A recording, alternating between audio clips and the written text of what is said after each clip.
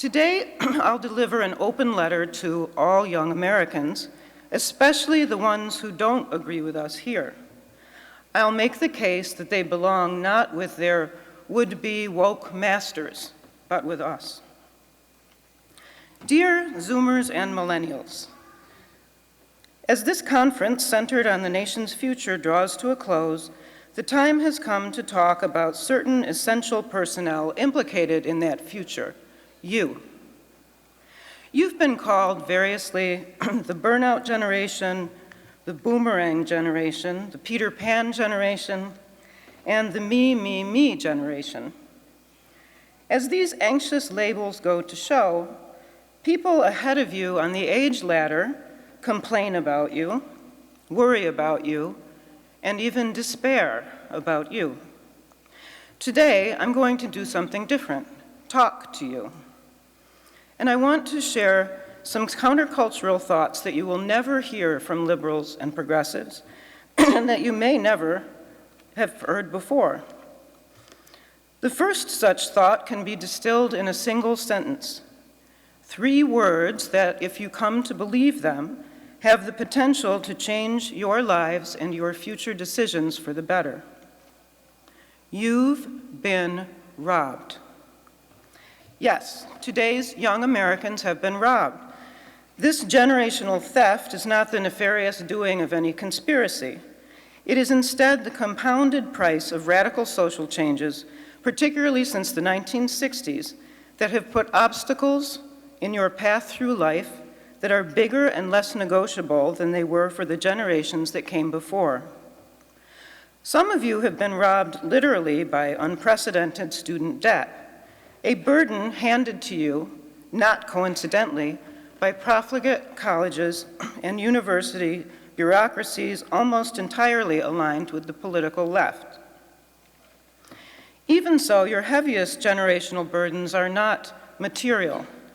They are instead immaterial, interior, ephemeral, hidden from view.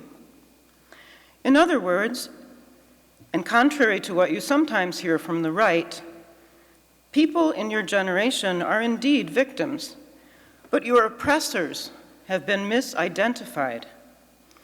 What penalizes you are not the abstractions hammered into you at college, like intersectionality, heteronormativity, microaggressions, and other empty slogans leveraged into political power by the ambitious people who made them up. No, you are victims of something else, which is moral downward mobility. This moral downward mobility is not your fault. It's the result of many acts of choice made by the generations before you. These choices marched under the banner, more, more, more, mostly held up by leftists, by which they meant more freedom from convention and restraint, more repudiation of conventional wisdom, and more idolatry of the self. But even if you are not responsible for it, you need to understand the fallout of this moral downward mobility, and if you have the courage, you can change it. Let's look at what this moral downward mobility has done to many of your lives, and why that record should point you toward conservatism and away from the more left. First, you have been robbed of something treasured by millions of far less literate Americans before you: knowledge and appreciation of your own vast country and its symphonic, tumultuous, sometimes riven, and always illuminating history. This epic loss of memory is entirely the work of the political left. According to some of today's loudest and most influential pedagogues, the United States is an irredeemable cesspool of racism and bigotry. This is a mendacious lie, but it's a lie that has resulted in something remarkable, a wide patriotism gap. In 2020, according to one poll, under a quarter of Democrats surveyed said that they were extremely proud to be American, as opposed to almost 3/4 of Republicans. Only 1/3 of Americans your age say they are extremely proud to be American, as opposed to twice that many over the age of 50. Now, let's think about this patriotism gap for a moment. Most of us wouldn't trash talk our families. Most of us wouldn't trash talk our neighborhoods. Think about that the next time somebody on the left trash talks your national home and neighborhood, your country. The problem for America is not that some people, mainly conservatives, profess love of America. No, the problem is that so many other people, mainly liberals and progressives, do not. And while we're at it, don't reach for the Xanax, as progressives and others do, when you hear that N-word, nationalism. There are only two alternatives to nationalism. One is internationalism, meaning that other countries have the power to dictate to your own, and the other is anti-nationalism, meaning opposition to the interests of the nation to which you belong. The first option, internationalism, is un-American. The second option, anti-nationalism, is anti-American. Neither is a good look. This leads us to another question that has probably never been put to you. Do today's celebrated America bashers really have your back? One such leader, impresario of the 1619 Project, says on record that she has never regarded herself as patriotic. Another household name, whose sulfurous neo-racialism now permeates elite education, says that he has never felt free in the United States. Never felt free, even as his tendentious imaginings have been rewarded and subsidized stupendously. Ask yourselves, if celebrated tastemakers like these have such a low opinion of America, what makes you think they care about Americans, including you? Second, many young Americans, like other fledgling adults in the Western world, have been robbed of another source of immaterial wealth, taken for granted by all the people before you, the consolations and joys of a robust family life. This act of theft is due to generational arithmetic following the sexual revolution. Zoomers and millennials hail from smaller networks of kinship than any generations to have gone before. You are more likely to have lacked a father at home and to have enjoyed fewer siblings and cousins, uncles and aunts, and other extended family than your forebears. And if you do nothing in your own lives to counter these same trends, your own children, if they come to exist, will belong to a commensurately even more reduced family network as well. This family deficit is also due to a long line of thinkers, beginning at least with Marx and Engels, and continuing into today's left liberalism and today's so-called feminism.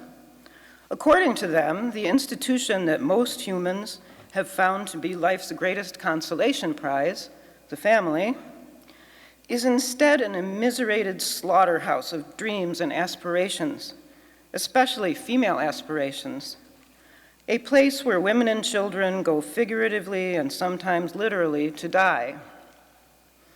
And we've lately learned from the novelist Margaret Atwood that meanwhile outside there are all of these other women marching around in Little Red Riding Hood outfits.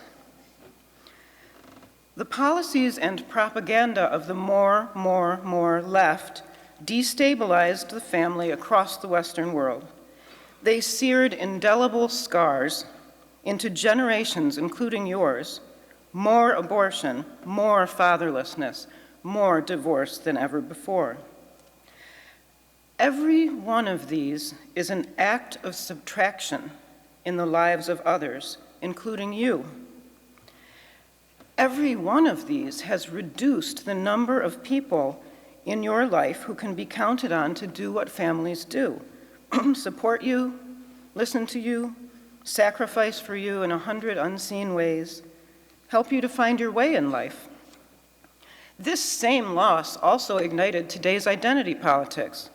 Whether left-wing or right-wing, identitarian groups operate as figurative families and communities in a time when many actual families and communities are too small and too weak to supply primordial human needs. No wonder that survey after survey shows that young Americans are the loneliest subset of our population, as well as the ones saddled with disproportionate mental illness. So here's one more contrarian question for you to consider. Will you continue that generational descent into social atomization and withdrawal? Or will you instead join our counterculture, consciously doing the hard work of creating more vigorous communities and homes? Third, compared to generations before you, young Americans have also been robbed of another rich inheritance in many cases, organized religion. This deficit, too, is not the result of any sinister plot, but of social trends that have operated for decades to erode the practice of religious faith and the apprehension of a sacred order. Intentional or not, this theft, too, has been radical in ways that you must understand if you're to understand the scale of what's been taken from you. Up until the minute before yesterday, men and women throughout the ages across recorded societies concluded that humanity exists in some form of divine order. Alongside that understanding of the deity or deities flourished the greatest art and science, architecture and music and human creation that our species has ever devised. The entire Western patrimony is indecipherable apart from the Judaism and Christianity and classical civilizations from whose energies it was created. To ignore religion is to ignore all that and more. It is to relinquish your own cultural inheritance, Western civilization. To summarize the argument so far, and once more through no fault of your own, many younger Americans have been deprived of something that most people before you could take for granted: ready access to a higher purpose in life. This brings us to the momentous political choice before you. Today's left-wing politics, especially neo-Marxism and identity politics, tries to seduce you with an alternative purpose. It seeks to co-opt your youthful energies and passions into grievance on steroids, a lifetime membership in the creed of more, more, more. So let's ask one more question that will only be put to you by people who do have your backs. Is this supposed solution really in your interest? I think the answer is no, for 4 reasons. Number 1, the politicization of everything, the essence of today's progressivism, is inimical to young people, qua young people. Zero-sum progressivism tells you that your fellow citizens are racists, fascists, sexists, bigots, haters. This relentless negativity obliterates youthful hopes and shrinks the youthful imagination. Worst of all, it shrinks your hearts. Young people are designed by nature to love and be loved with energy and magnanimity. Instead, today's influencers online and elsewhere tell you the opposite, that human beings are the problem, that humanity is a toxin on the planet, even that you shouldn't have children. This counsel could not be more wrong for you. Recall, loneliness is the signature of your generation. If loneliness is the problem, putting more people in your lives via marriages and babies is not only the solution, it is the only solution that will outlast antidepressants and pornography and video games and other inferior quick fixes. Number 2, zero-sum progressivism tells you something else that shrinks your hearts. It says, incoherently, that respect for the life of other species is imperative. But respect for life within our own species is somehow retrograde and illegitimate.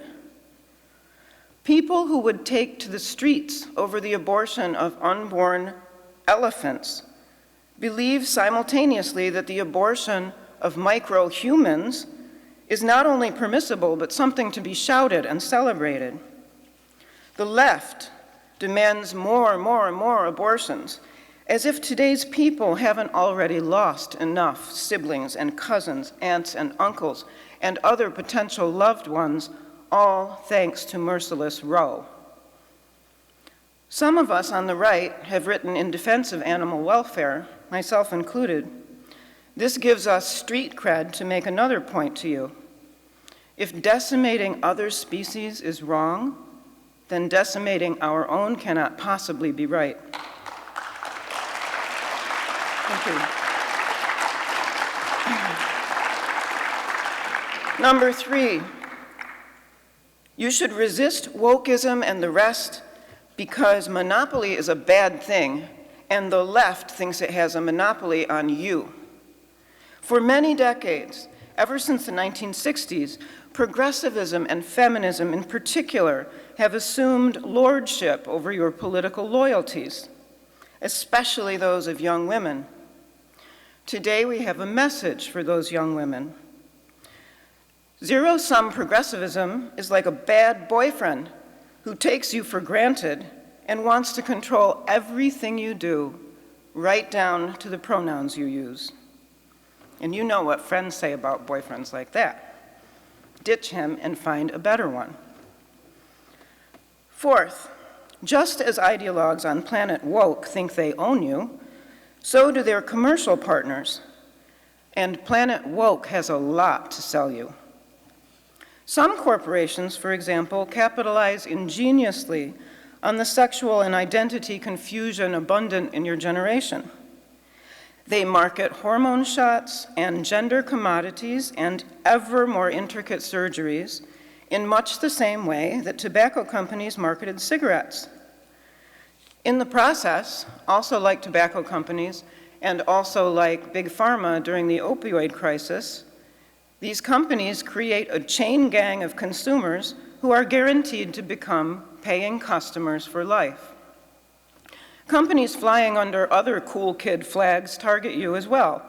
Consider the marketing of other drugs, especially pot, all aimed at your demographic. And of course, big tech companies have also succeeded in addicting many to social media, sometimes with harrowing consequences that are only beginning to be understood. And of course, it has addicted many to pornography. Some years ago, I attended a conference full of therapists and doctors and others who were in the vanguard of treating what has become ubiquitous addiction. In a heartbreaking hour that I will never forget, 2 older men testified that addiction had broken up their marriages and wrecked their homes. One of them wept as he spoke.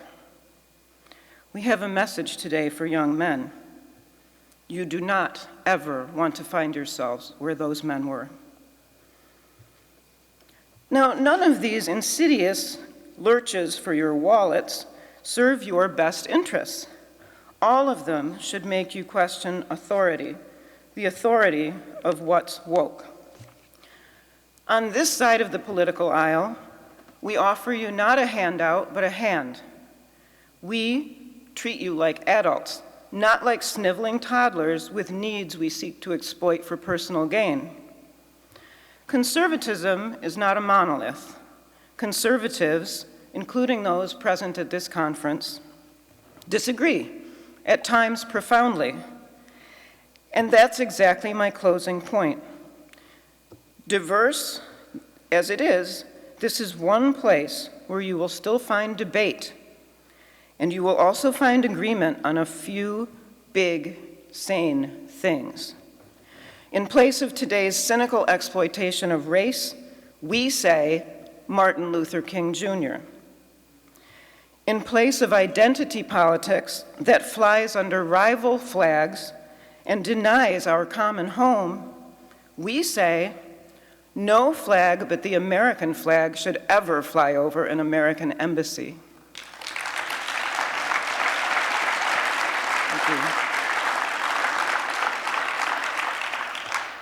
In place of 100 ever more fastidiously drawn factions, we say instead, one nation, indivisible, often adding under God.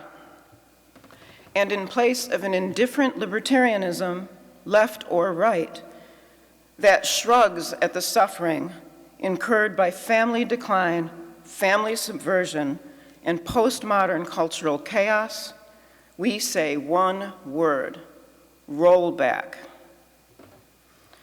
This is the room where the grown-ups are. This is where you deserve to be too. You who know the generational realities visited in this talk from the inside out. You who know better than your parents' generation just how steep the toll has been. You are overdue for a restoration of America's undiminished promise and the benefits of some new, upward moral mobility. Hope to see many of you at NatCon 3.